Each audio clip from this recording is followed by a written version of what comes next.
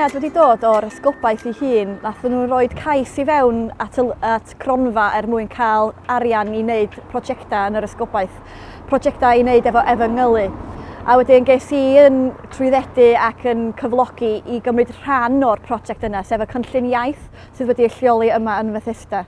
A wedyn y syniad oedd iddyn ni gwneud gwaith arloesol o fewn y gymuned ac i meithrin bobl ifanc i weld os oes gen nhw rhyw fath o alwedigaeth i fewn i'r weinidogaeth ac yn rhoi y cyfle iddyn nhw gwario blwyddyn ar y tro yn cyd-fyw efo'i gilydd mewn rhyw fath o gymuned, gweithio yn y gymuned ehangach, cael cyfle i astudio a hefyd jyst gwario'r amser yna yn sbïo fewn os oes gen nhw rhyw fath o alwedigaeth. Ac y peth pwysig oedd i roi y cyfle i bobl, falle sy'n heb di sylweddoli bod yna posibilrwydd o gwneud y ffasiwn beth ac yn jyst yn cerdded efo nhw trwy'r broses hynny a roi y cyfle iddyn nhw.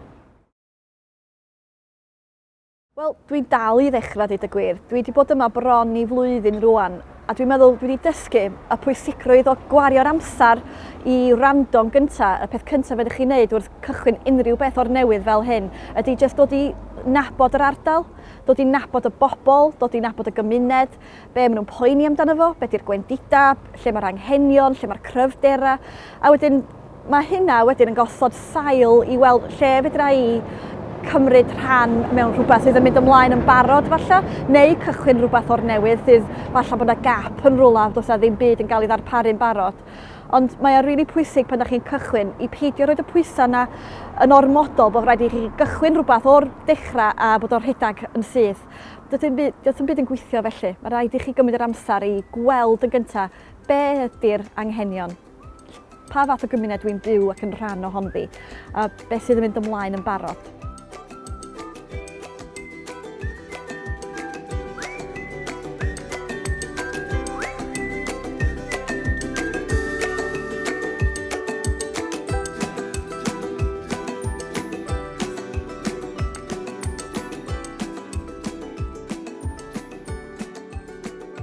I'm really lucky to live here in Bethesda because it's such a pioneering and active community already before I got here.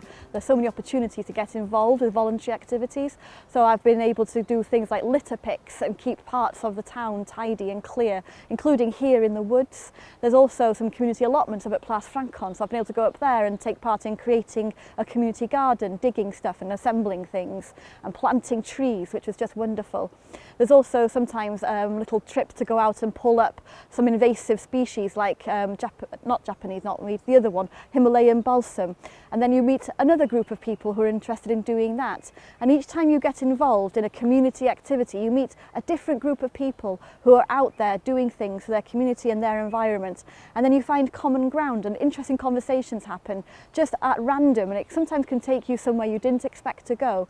And it's just always an opportunity to be part of your community and also to see what you can offer and what you can also receive.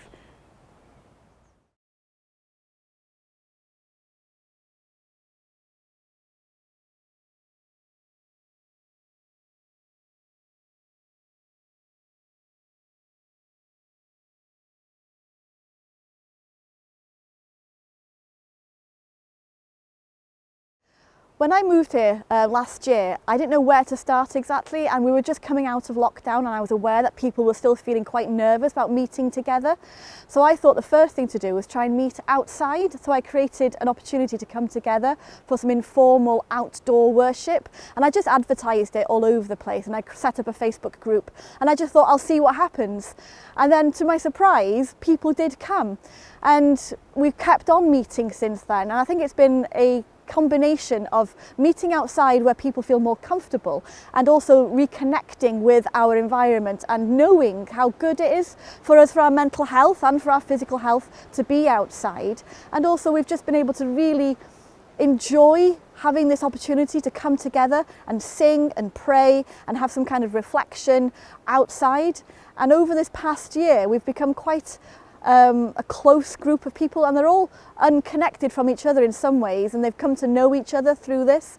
And then almost accidentally connected to that, when we were practicing carols for what we did over Christmas, we were meeting on a Thursday evening, and that didn't it went so well that after Christmas was over, nobody wanted to stop. So we've kept on going. We meet every week just to come together and jam, and we sing and people play instruments, and sometimes we're practicing for something particular and we go over hymns, and other times we just practice whatever we feel like, and somebody will say, I really want to perform this, and then we'll all do that. And so it's been a real pleasure and a privilege to be part of that and to watch this group of people grow together. And there's been some real magic moments, and in the middle of practicing for something or just singing, we stop, and sometimes we have these really deep conversations that are unexpected but lead into new areas where we just think about things on a deeper level together, and then we go back to singing again. And it's just, I think, an example of how things can be so organic and natural. They just grow from what you thought you were going to do, and it turns out into something else. And I think that's what you need to bear in mind as well if you're pioneering anything, is just be prepared to go where it flows, because you just don't know how people are going to react and who's going to come along, and then what might happen because of that.